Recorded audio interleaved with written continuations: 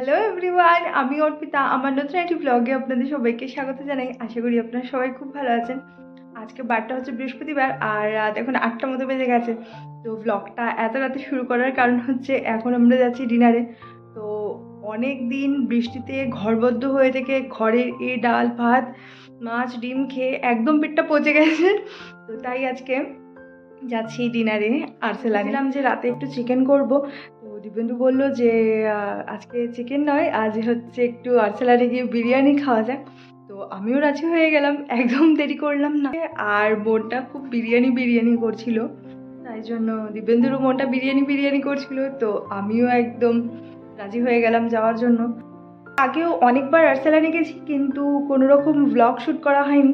কিন্তু আজকে যদি একটু সময় পেয়েছি, তো সেই জন্য আজকে একদম ব্লগটা প্রথম থেকে শুরু করলাম। অবশ্যই ব্লগের সঙ্গে থাকবেন। তাই জন্য রেডি হয়ে গেছি এখন আমি। তো ওদিকে দিব্যেন্দু রেডি হচ্ছে, তো বেশি দেরি করবো না। তো চলুন তাহলে এবার যাওয়া যাক।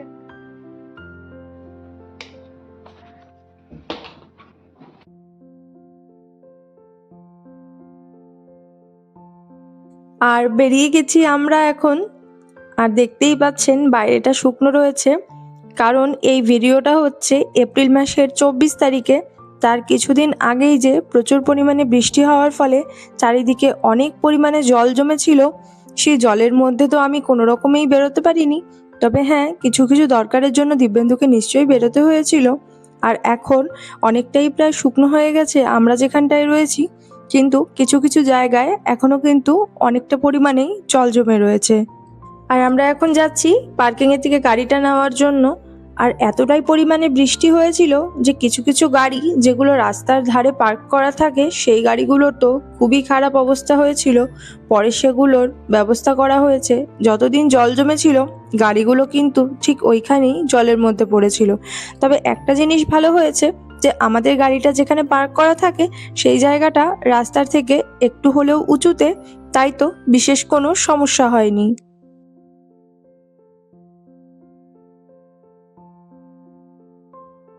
দেখুন, যেটা বলছিলাম যে এখনো কিন্তু কিছু কিছু জায়গায় কিছুটা হলেও জল জমে রয়েছে। আর এই জায়গাটা কিছুদিন আগেই আমি আমার লাস্ট ব্লগে আপনাদেরকে দেখিয়েছিলাম যে প্রচুর জল এখানটায় কিন্তু জমেছিল। তার কারণ হচ্ছে সামনেই একটা টানেল রয়েছে। তো রাস্তার সব জলগুলো সেই টানেলে গিয়ে জমা হওয়ার ফলে সেখান থেকে জল পাস হতেও একটু টাইম লেগেছিল। তো সেই জন্যই এই জায়গার জল এখনো কিছুটা হলেও জমে রয়েছে। আর সামনেই দেখতে পাবেন আর একটু এগিয়ে গেলে যে রাস্তাটা কিন্তু এখনো বন্ধই রয়েছে। 15 million dirhams in financing for up to 7 years with a subsidized rate of interest, whether you're in F&B, FMCG. Electricity নেই। একভাবে বৃষ্টি হওয়ার ফলে প্রায় 7 থেকে 8 দিনেরও বেশি রাস্তাঘাটে জল জমেছিল। তার জন্য কিছু কিছু বিল্ডিংয়ের ইলেকট্রিসিটি রুমে তো জল ঢুকে গিয়ে খুব খারাপ অবস্থা হয়েছেই। তার সাথে সাথে কিছু রেস্টুরেন্টের ইলেকট্রিসিটি রুমগুলোতেও জল ঢুকে গিয়ে তাদেরও অনেক সমস্যায় পড়তে হয়েছে। আর এই যে দেখুন, এই রাস্তাগুলোতেও এখন কিন্তু অনেকটাই জল জমে রয়েছে। তবে পাম্পিংয়ের কাজ চলছে। তবে যেহেতু জলের পরিমাণ অনেকটাই, তাই জন্য একটু তো সময় লাগছে। আর এই যে সামনে হলুদ আলো জ্বলছে গাড়িটা, ঠিক এই গাড়িগুলোই কিন্তু এই জল সরানোর কাজগুলোকে করছে। আর কথা বলতে বলতে এখন আমরা আলবাদা স্ট্রিটে উঠে গেছি। প্রায় 7-8 দিন ধরে একভাবে ঘরে থাকার ফলে রাস্তাগুলোকে কেমন একটা যেন নতুন নতুন মনে হচ্ছে যেন প্রথমবার এই রাস্তাগুলো দিয়ে যাচ্ছি। তবে একদমই তাই নয়, আসলে একভাবে ঘরে ছিলাম বলে এতদিন, সেই কারণেই এরকম একটা মনে হচ্ছে।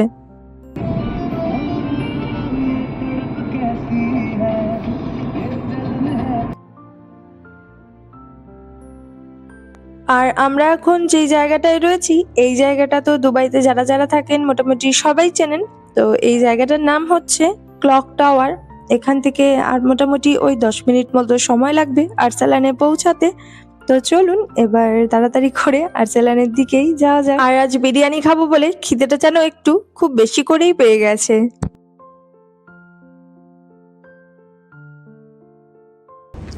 একদম সামনেই পেয়ে গেছি।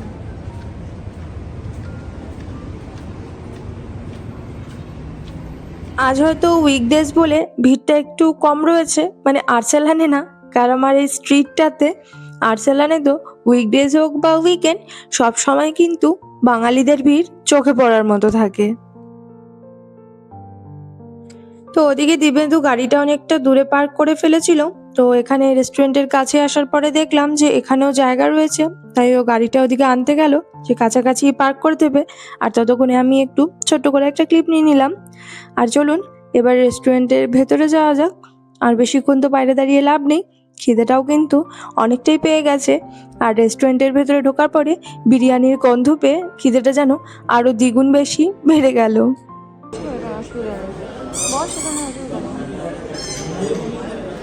তাহলে এর পাশে কর্নারে বস, আমাকেও বসে দে, তুই পাশে বস। আর্সেলানের অ্যাম্বিয়েন্সটা তো আলাদা করে দেখানোর আর কিছুই নেই, কারণ মোটামুটি এখানে যারা এসেছেন তারা সবাই জানেন। আর আমরাও যেহেতু অনেকবারই এখানে এসেছি, তাই যেহেতু কোনোবারই ব্লগ করা হয়নি, তো সেই জন্য এইবার একটু ছোট করে সবকিছুই শ্যুট করে নিচ্ছি। আর্সেলানে এসে বিরিয়ানি ছাড়া যে অন্য কিছু খাবো সেটা তো একদমই ভাবতে পারা যায় না। তবুও কি মনে হলো যে একটু মেনু কার্ডটা দেখে নিই।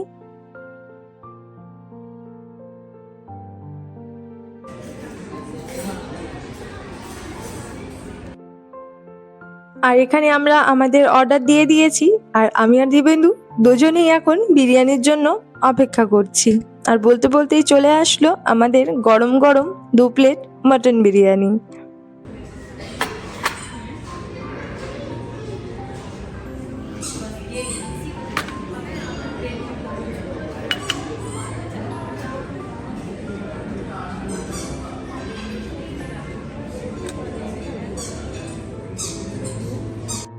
আর এখন এই চামচ দুটোর কোনো কাজই এখানে নেই, কারণ বিরিয়ানিটা যদি হাত দিয়ে খাওয়া যায় সেটার স্বাদ কিন্তু আরো 10 গুণ বেড়ে যায়।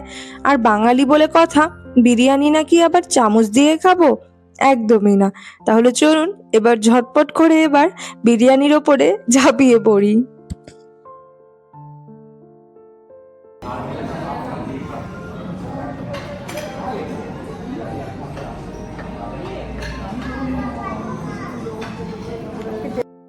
প্রায় অনেকদিন পরই আর্সেলানে এসেছি বিরিয়ানি খেতে, তাই স্বাদটা কিন্তু একদম মন ভরে উপভোগ করছি। সাথে তো স্যালাডে এই লঙ্কা পেঁয়াজ রয়েছে, আর আর্সেলানে যে রায়তাটা দেয় সেটার টেস্টটাও কিন্তু বেশ ভালো।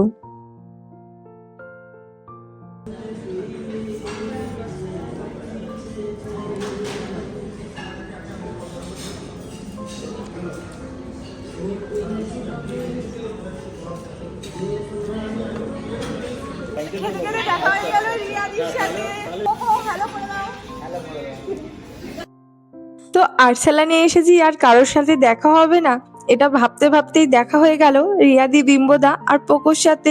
কেন জানো না মনে হচ্ছিল যখন আমরা ঢুকেছিলাম সামনের যে টেবিলটায় বসেছিল খুব বাচ্চাটাকে যেন পোকোর মতো দেখতে লাগছিল, কিন্তু কিছুতেই বুঝে উঠতে পারছিলাম না। আর একটু উকি ঝুঁকি মেরে যে দেখবো সেটাও করতে পারছিলাম না। তবে হ্যাঁ, শেষমেশ দেখা গেল এটা কিন্তু ওই রিয়াদি, বিম্বদা আর পোকোই রয়েছে। তাহলে রাতে কি খাওয়াবে আমাদের? আমার ফেভারিট, এটা ওর ফেভারিট। ঠিক আছে, তুমি রান্না করবে ডাল ভাত? তুমি পারো? বলে দিই। আর দেখা হয়ে গেল সৌমিদির সাথে। হ্যালো। আচ্ছা, আমাদের তো খাওয়া হয়ে গেছে, সৌমিদির এখন বসবে। আমি আমার কেক কাটবো। চুপ কর তুই পাঁচ মিনিট খুশি হবে আমি সামনে পরে সামনে কেক কাটে তো কেকে যখন আসে কেক দেবো। তা আমাদের দেবে না? হ্যাঁ দেবে তো। লাস্টে কি বলতে like share and subscribe. Tata বিশ্বরূপদা, টাটা টাটা। তা আমাদের সবারই মোটামুটি খাওয়া দাওয়া কমপ্লিট হয়ে গেছে। সবারই না, মানে আমি আর দিবেন্দু এসেছিলাম বিরিয়ানি খেতে, আর সৌমিদিরা তো এখন আসলো, ওরা এখন খাবে। আর রিয়াদিরাও এখানে পার্সেল নিয়ে নিয়েছে। আর এবার চলুন তাহলে এবার বাড়ির দিকে যাওয়া যাক। No, no.